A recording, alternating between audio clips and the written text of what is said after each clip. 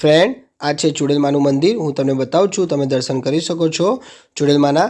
તો જો આ અંદરનો સીન છે, કેટલું સરસ મંદિર શણગારેલું જોવા મળે છે. અહીંયા ઘંટડી પણ વધારે જોવા મળતી હતી. તો જો આ છે ચુડેલમાનું મંદિર. અહીંયા ફક્ત દીવો છે. હેલો ફ્રેન્ડ, જય શ્રી કૃષ્ણ. ફ્રેન્ડ, અત્યારે છે ને હું વિવાસના ઋત્વી અમે એક જગ્યાએ દર્શન કરવા જઈએ છીએ. મારા બેન લોકો પણ આવે છે, તો તમે વિડીયોમાં બને રહેજો. હું તમને બતાવીશ અમે કઈ જગ્યાએ દર્શન કરવા જઈશું. તો જો ફ્રેન્ડ, હું તૈયાર થઈ ગયો હતો. આ વિવાસે જો તૈયાર થઈ ગયો હતો, બતાવું છું. જો કેવો હસે છે ને. જો ઋત્વી પણ તૈયાર થઈને આવી ગઈ હતી.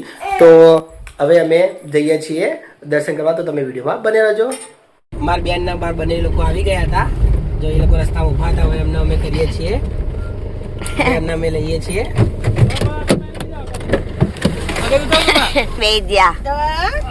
જો ફ્રેન્ડ, મારા બેન લોકો આવી ગયા હતા. હું તમને બતાવું છું. જો મીનાક્ષી અને કૌશિક આવી ગયા હતા. જય શ્રી કૃષ્ણ.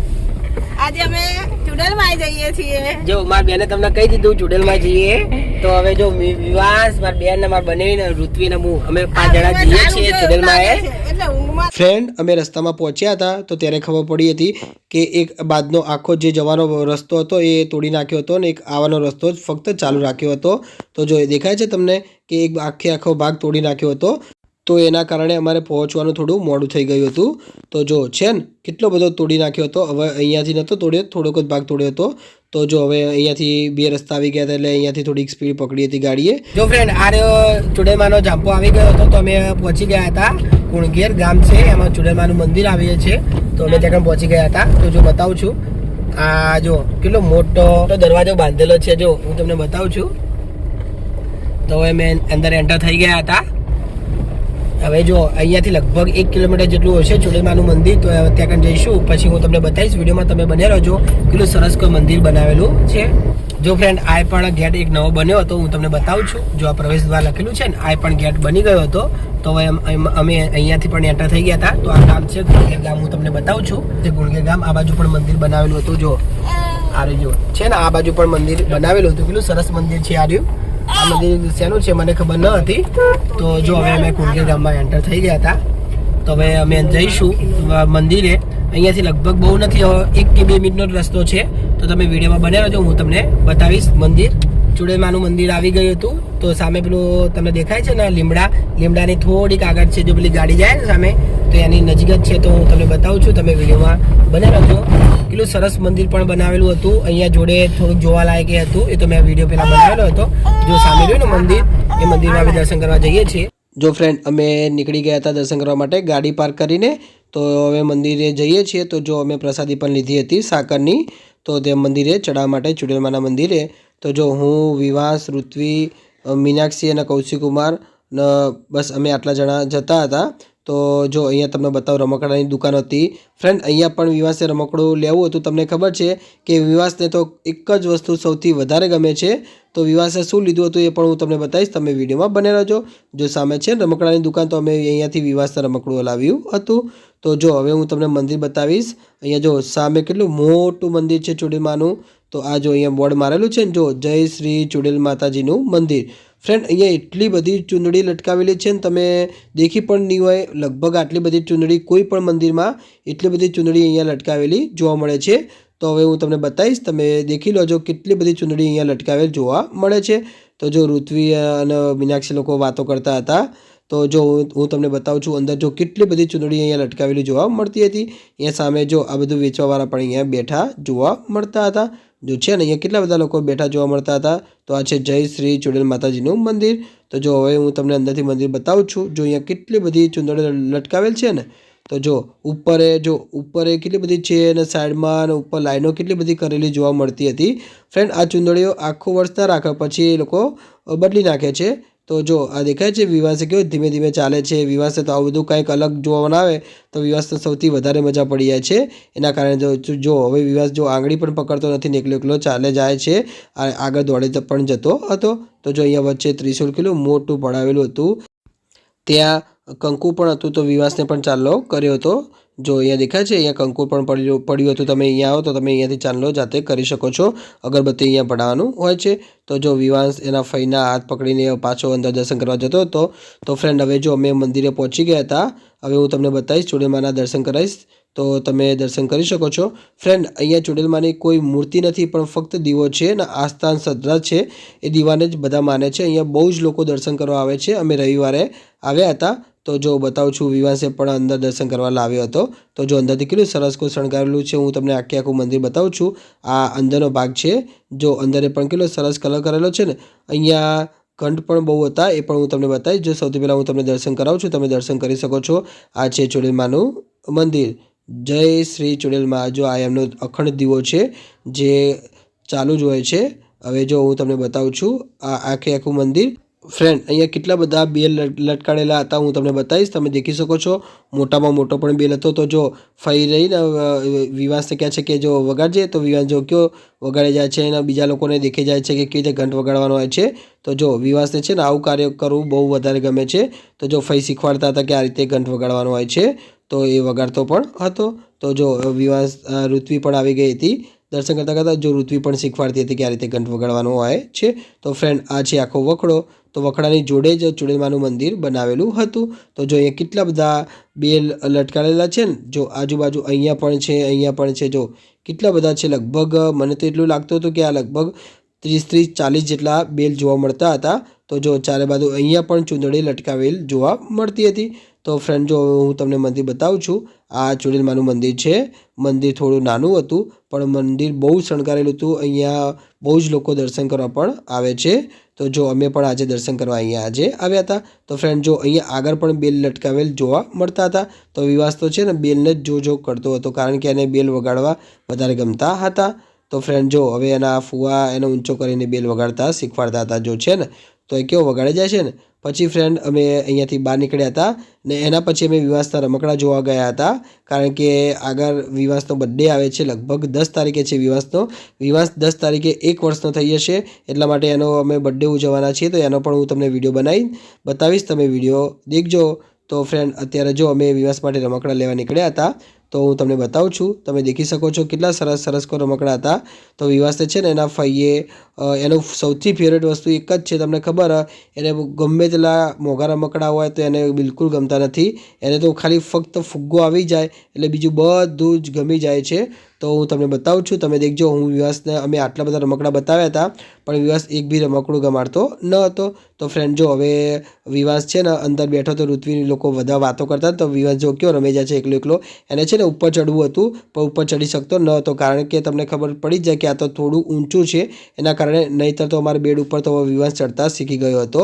તો આ તો વિવાસ કરતાં બહુ જ ઊંચું હતું, એટલા માટે જો વિવાસ ચડી શકતો ન હતો. તો જો એકલો એકલો કયો રમી જાય છે. તો એના પછી જો આ રમકડા લેવા ગયા હતા, તો સૌથી પહેલાં જો વિવાસે ફુગ્ગો જ લઈ લીધો હતો, કારણ કે એને બીજું કોઈ ગમતું જ નહોતું. એના માટે મેં ગાડી લેવાના હતા, પણ એને ગાડી બાડી કંઈ ગમતું નહોતું. એને તો ફુગ્ગો જ ગમતો હતો.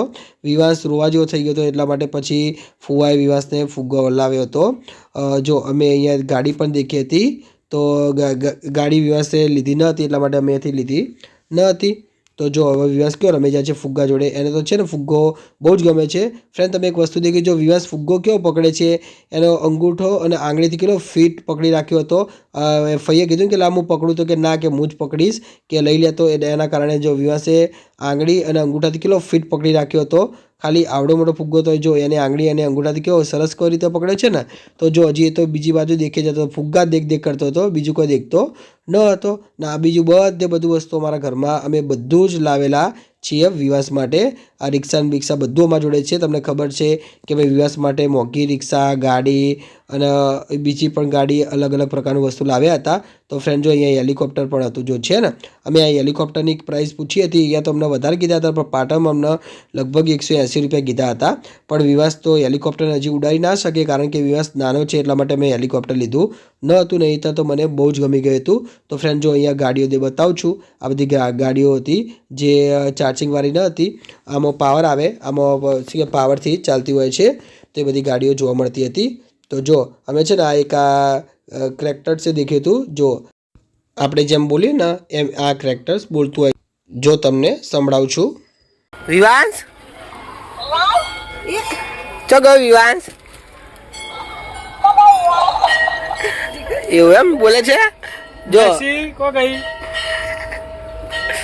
મીનાક્ષી કો ગઈ, બધું અંગાત આવશે. વિવાસ કો ગયો, ફ્રેન્ડ્સ, તમને કેવું લાગ્યું તમે કોમેન્ટમાં જણાવી શકો છો. ફ્રેન્ડ, તમને મારો વિડીયો ગમ્યો હોય તો ચેનલને લાઇક શેર અને સબસ્ક્રાઈબ કરવાનું ભૂલતા નહીં.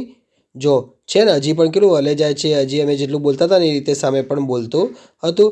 તો વિવાસને તો હજી આમાં કાંઈ ખબર પડતી નહોતી. ઘરે લઈને એને બતાવ્યું તો એને ખબર પડી જાત, કારણ કે અહીંયા આટલા બધા રમકડા પડ્યા હતા એટલા માટે એને ખબર નહોતી શેમાંથી આ બોલતું હતું કે શેમાંથી આ વાગતું હતું. તો જો ઋત્વીએ પણ અહીંયાથી જોયું હતું. એના પછી જો અમે ઘડિયાળ જોઈ હતી, અહીંયા દેખાય છે કેટલી સરસ સરસ કોઈ ઘડિયાળ જોવા મળતી હતી. અમારે વિવાસના હાથમાં રહ્યા એવી ઘડિયાળ જોઈતી હતી પણ અહીંયા હતી નહીં, અહીંયા બધા મોટાની હતી તો અમે અહીંયાથી લીધી ન હતી. તો જો વિવાસ તો છે ને દડો મળી ગયો હતો એટલા માટે ખુશ થઈ ગયો હતો.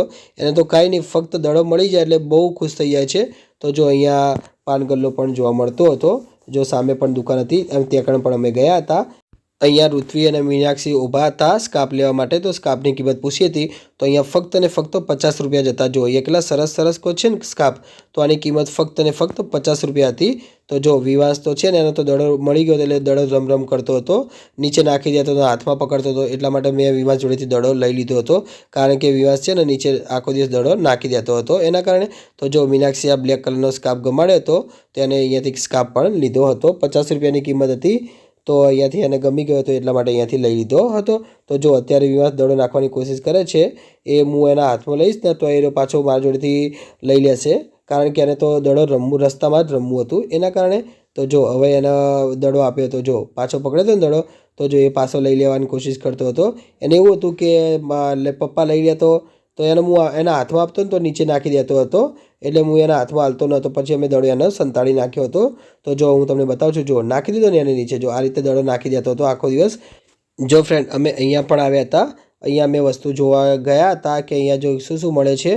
તો હું તમને બતાવું છું. જો એટલી સરસ સરસ ઢીંગલી છે ને, અહીંયા ઢીંગલી હતી, પછી ડોરેમોન હતા, પછી ઢોલક હતા, ઘણું વસ્તુ હતું. આમાંથી લગભગ 30 કે 40% વસ્તુ તો વિવાસ જોડે પડી જ હતું.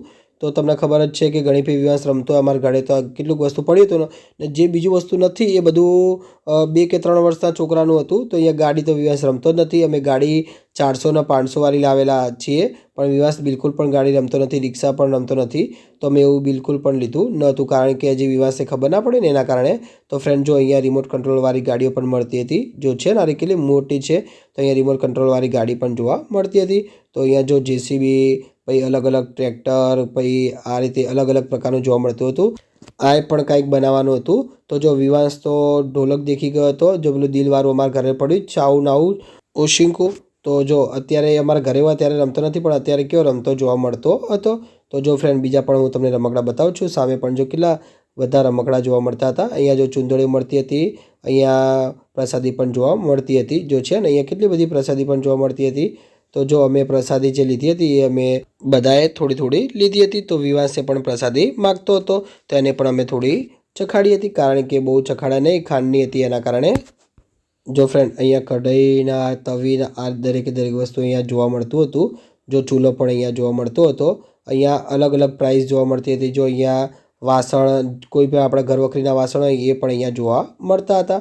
જો છે ને આટલું બધું અહીંયા જોવા મળતું હતું. તમે અહીંયાથી લાવો તો લગભગ તમને દુકાન કરતાં તો સસ્તું જ પડે. તો જો અહીંયા કેટલા લોકો લેતા પણ હતા. તો જો અમે આ ટ્રેક્ટરનો ભાવ પૂછ્યો તો આ ટ્રેક્ટરની કિંમત 400 રૂપિયા હતી.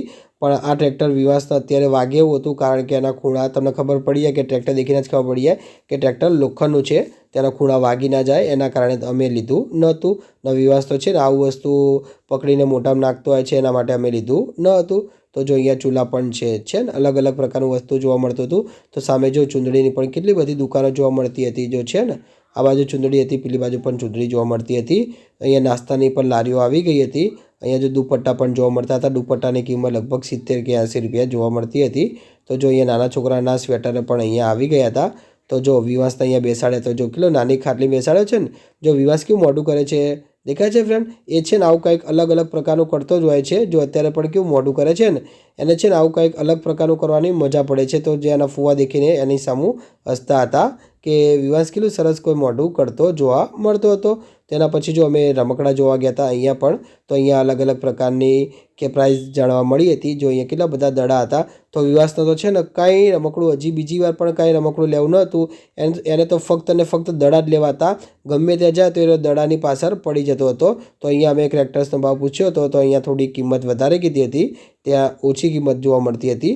તો ફ્રેન્ડ જો હવે હું તમને થાર બતાવું છું. જો આ કેટલી સરસ થાર છે ને, અમારા ઘરે છે એ એનો કલર અલગ છે, અમારા ઘરે છે ને એ 20 થાર છે. તો મેં આની પ્રાઇસ પૂછી હતી તો અહીંયા અમને 300 રૂપિયા કીધી હતી. જો છે ને કેટલી સરસ લાગે છે ને થાર, સેમ ટુ સેમ. તો ફ્રેન્ડ તમને મારો વિડીયો ગમ્યો હોય તો ચેનલને લાઇક, ચેનલ સબસ્ક્રાઈબ કરવાનું ભૂલતા નહીં. હું અહીંયાથી વિડીયો સમાપ્ત કરું છું. જય શ્રી કૃષ્ણ.